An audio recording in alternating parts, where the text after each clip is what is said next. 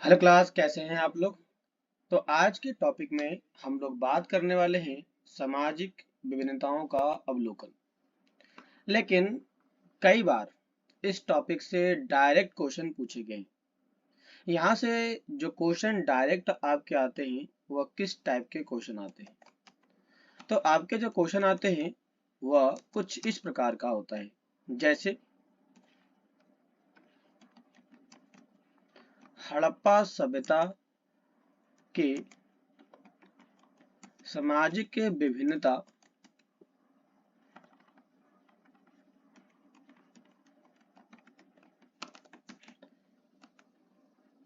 की पहचान करें। इसी प्रकार से दूसरे तरीके से क्वेश्चन कैसे पूछे जाते हैं, तो वो पूछा जाता है सिंधु घाटी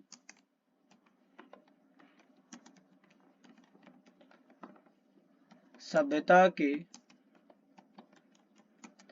सामाजिक भेदभाव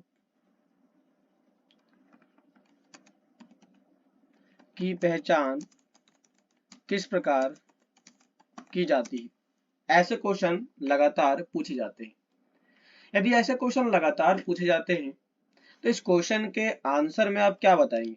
तो इस क्वेश्चन का जो आंसर होता है, इस क्वेश्चन के आंसर में केवल दो ही बिंदु मुख्य रूप से शामिल किए जाते हैं।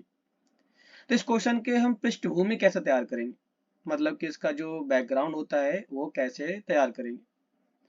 तो हम यहाँ पे बता सकते हैं कि हड़प्पा सभ्यता के सामाजिक विभिन्नता की पहचान दो तरीके से की जाती है, जो इस प्रकार है। पहला कौन सा है, तो समाधान। और दूसरा कौन सा है, तो दूसरा है विलासिता की वस्तुएं।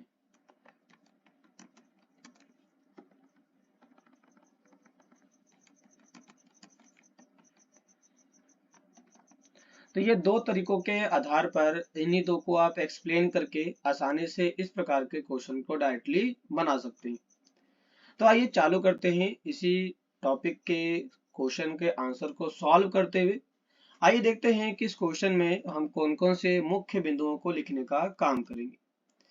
तो यहाँ पे कहता है पुरातत्वविदों या फिर पुरातत्वविद ये जानने के लिए कि क्या किसी संस्कृति विशेष में रहने वाले लोगों के बीच सामाजिक और आर्थिक विभिन्नताएं थी, सामान्यतः कई विधियों का प्रयोग करते हैं। मतलब जब हम यहाँ पर सामाजिक और आर्थिक विभिन्नताओं की जानकारी का प्रयोग करते हैं, तो उनकी जानकारी के प्रयोग करने के लिए हम कौन कौन से कारणों का या कौन कौन से कारकों का उपयोग करते हैं। कारकों मतलब फैक्टर, हम कौन कौन से फैक्टर का इस्तेमाल करते हैं या उपयोग करते हैं। तो यहाँ पर बताया गया कि यहाँ पर समाधान मतलब कि जब आदमी को दफनाया जाता है, जब भी किसी मुर्दे को दफनाया जाता है, तो दफनाने के तरीकों के आधार पर, जैसे अब जरा सोचो, एक गरीब इंसान जब किसी को दफनाएगा तो दफनाने के लिए वो क्या इस्तेमाल करेगा। वह दफनाने के लिए जिन चीजों का इस्तेमाल करता है वह होता है ईंट, रोड़ी, पत्थर, या फिर वो मट्टी से ही ढक दिया करता है और उसी के ऊपर एक चारों तरफ से थोड़ा बहुत पत्थरों को रख दिया जाता है। ये तो होते हैं उन लोगों के बारे में जो क्या होते हैं, जो गरीब होते हैं। तो सामाजिक विभिन्नता की जानकारी यदि आपको पता करनी है तो उसके पता करने के आपके कुछ तरीके हैं। जैसे पहला तरीका, यदि वो व्यक्ति अमीर है, क्या है, तो यदि वो व्यक्ति अमीर है तो अमीर होने के नाते जब वो दफनाएगा तो क्या करेगा, तो दफनाए जाने के बाद यह इसके ऊपर चारों तरफ ईंटों से घेरा कर देता है, या फिर इसके ऊपर वो मजार बना देता है ताकि यहाँ पे पूजा पाठ कर सके। लेकिन जो मध्यम वर्ग के लोग होते हैं वो क्या करते हैं, वह दफनाए गए चीजों के चारों ओर एक बाउंड्री बना देते हैं और बाउंड्री बना करके छोड़ देते हैं। लेकिन जो समाज में काफी ज्यादा गरीब होते हैं वो क्या करते हैं, तो गरीब लोग क्या करते हैं, गड्ढे को खता, मुर्दे को दफना दिया और इसके ऊपर से मिट्टी डाल दिया, ये मिट्टी डाल करके छोड़ देते हैं। तो ये इस प्रकार से हमें जानकारी मिलती है कि समाज के अंदर आर्थिक तौर पर या आर्थिक आधार पर लोग क्या थे, तो लोग गरीब और अमीर में विभाजित थे।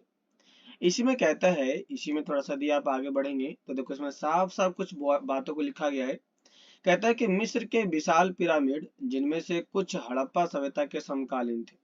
मतलब ये कि हम इंडिया में देखते हैं कि लोगों को दफनाया जाता है, लेकिन इजिप्ट की यदि बात करते हैं तो इजिप्ट में क्या होता है, उनको दफनाया तो जाता है लेकिन उनका जो स्ट्रक्चर होता है वह पिरामिड के टाइप का होता है, लेकिन भारत में स्क्वायर शेप में देखने को या फिर रेक्टेंगल शेप में देखने को मिल जाता है।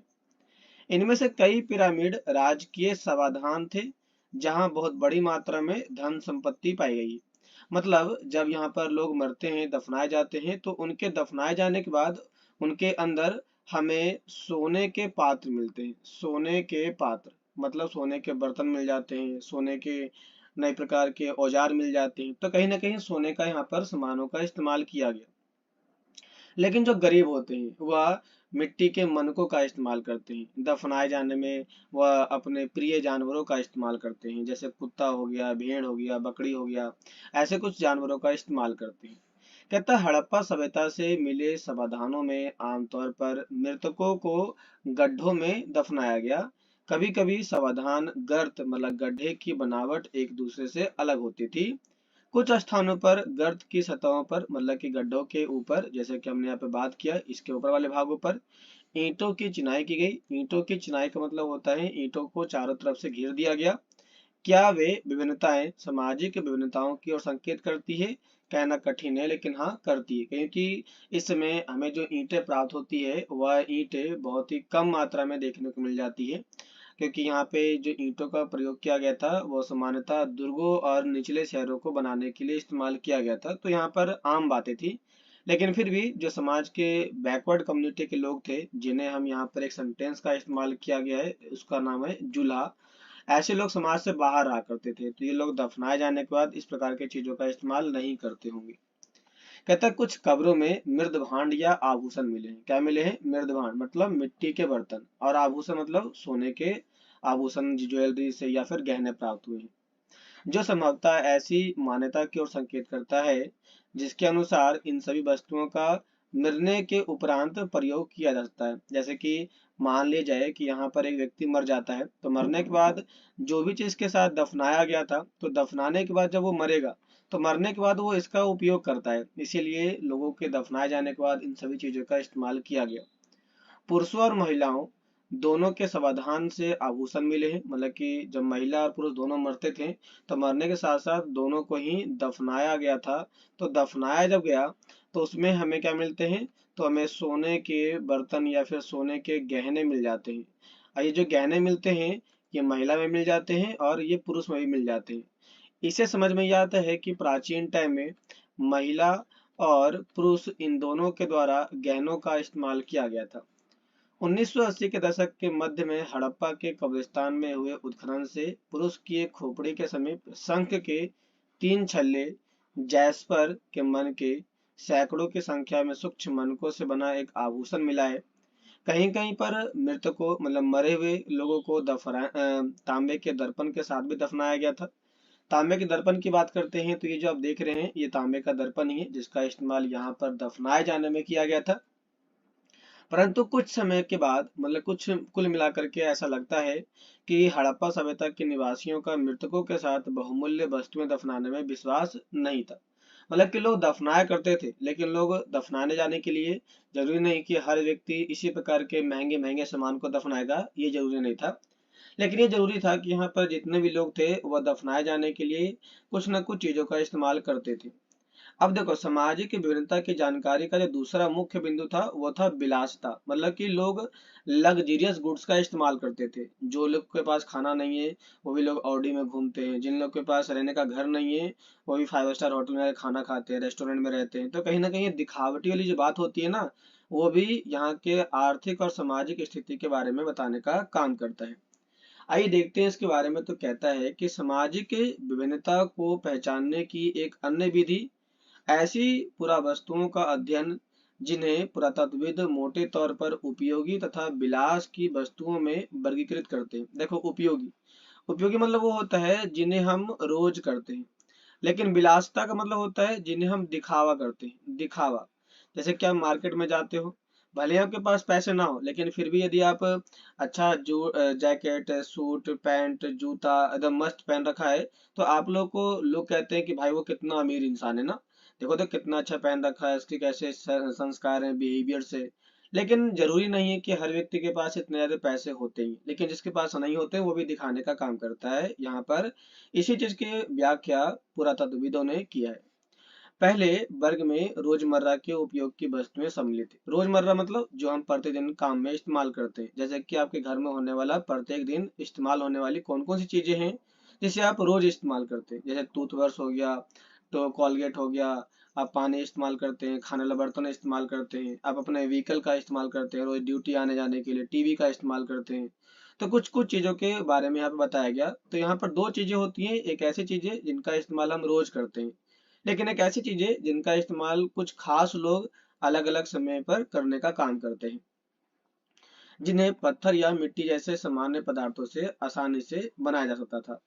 जैसे कि चक्कियां, इन्हें हम रोज इस्तेमाल करते हैं अपने घरों में आटा पीसने के लिए, मसाला पीसने के लिए। मृदभांड, मिट्टी के बर्तन का इस्तेमाल खाना बनाने के लिए किया गया था। सुइयां, झावा इत्यादि शामिल किए जाते हैं। ये वो चीजें थी जो यहाँ पर लोगों के द्वारा रोज मर्रा के तौर पर इस्तेमाल किया गया, मतलब प्रतिदिन के तौर पर इनका इस्तेमाल बड़े स्केल पर किया गया। कहता है कि ये वस्तुएं सामान्य रूप से बस्तियों में सर्वत्र पाई जाती है। बस्तियों में मतलब यहाँ पे जो घर पाए जाते हैं उनमें बड़े स्केल पर ये देखने को मिल जाते हैं। पुरातत्वविद उन वस्तुओं को कीमती मानते हैं जो दुर्लभ होते हैं और महंगी स्थानीय स्तर पर अनुपलब्ध, मतलब कि जो उपलब्ध नहीं है, पदार्थों से अथवा जटिल तकनीकों से बनी होती है, क्योंकि इनके पास बनाए जाने की जो तकनीक होती है वो सभी के पास नहीं होती। जैसे कि बगल में आप देख रहे हैं फायांस से बना एक पात्र। फायांस एक टाइप की मिट्टी होती है जिससे एक पात्र बनाया गया है। ये पात्र सभी जगह हड़प्पा सभ्यता में देखने को नहीं मिलेगी, कहीं कहीं पर देखने को मिल जाती है। यहाँ पे कहता है कि इस प्रकार फायांस घिसी हुई रेत और बालू तथा रंग और चिपचिपे पदार्थ से मिलाकर के इसे बनाया गया है। ये छोटे पात्र संभवतः कीमती माने जाने वाले क्योंकि इनका बनाना कठिन हुआ करता था, ये सभी लोग इसको बना नहीं पाते थे, इसको बनाने के लिए काफी ज्यादा मशक्कत और इनके नॉलेज पड़ती थी, इसीलिए ये एक टाइप की दुर्लभ वस्तु होती थी। यहाँ पे कहता है कि स्थिति तब और जटिल हो जाती है जब हमें रोजमर्रा के प्रयोग की वस्तुएं जैसे तकलियां, जो फायांस जैसे दुर्लभ पदार्थों से बनी मिलती है, क्या हम इनका वर्गीकरण उपयोगी या फिर विलास की वस्तुओं के रूप में करें? तो क्या हम इसको कर सकते हैं? तो हाँ, कर सकते हैं, क्योंकि इसका इस्तेमाल समाज के केवल उन्हीं लोगों के द्वारा किया गया था जो धन संपदा वाले हों, जिनके पास ज्यादा पैसा हो, ऐसे लोगों के द्वारा ही इसका इस्तेमाल किया गया था। कहता कि यदि हम ऐसी पुरावस्तुओं के विवरण का अध्ययन करें तो हम पाते हैं कि महंगे पदार्थों से बनी दुर्लभ वस्तुएं सामान्यतः मोहनजोदाड़ो और हड़प्पा के बस्तियों में पाई जाती है। तो यहाँ पे हमें जो दुर्लभ पदार्थों की जो जानकारी मिल जाती है वो कहाँ कहाँ से मिल जाती है? दो जगहों से मिल जाती है, पहला हड़प्पा और दूसरा मोहनजोदाड़ो से मिल जाती है। कहाँ कहाँ से? हड़प्पा और मोहनजोदाड़ो से जानकारी मिल जाती है।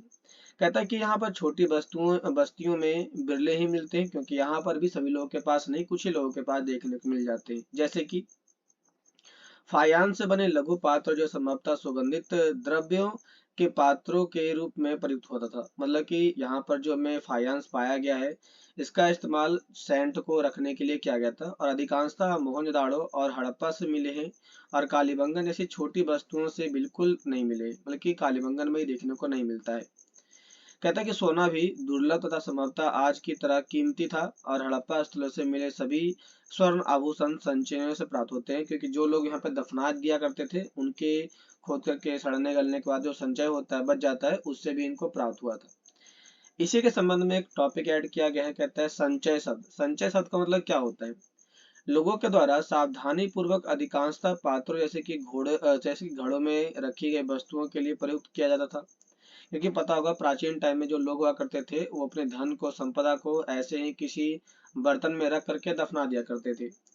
ऐसे संचय आभूषण के ऐसे संचयन आभूषणों के हो सकते थे अथवा धातु कर्मियों द्वारा पुनः प्रयोग के लिए संभाल कर रखी गई धातुओं के हैं। यदि किसी कारणवश मूल स्वामियों ने इन्हें पुनः प्राप्त नहीं किया तो ये तब तक अपने स्थान पर ही बनी रहते हैं जब तक कि कोई पुरातत्वविद इन्हें खोज नहीं निकालता। जैसे कि आपको पता होगा कि हमारे पास एक पत्थर है जो जमीन के अंदर दब चुका है, लेकिन जब कोई आर्कियोलॉजिस्ट एएसआई जब इसे सर्वे करता है, ढूंढता है, तो ये ढूंढ करके अपनी रिपोर्ट पब्लिश करता है और फिर यहाँ पे खुदाई करके इन्हें जमीन के ऊपर लाया जाता है ताकि ये हमारी सभ्यता जो है वह जीवित रह सके और आने वाले टाइम में इसे लोगों द्वारा बहुत ही बड़ी चर्चा और परिचर्चा का विषय बनाया जा सके। तो इसलिए इस टाइप के काम को पूरा किया गया।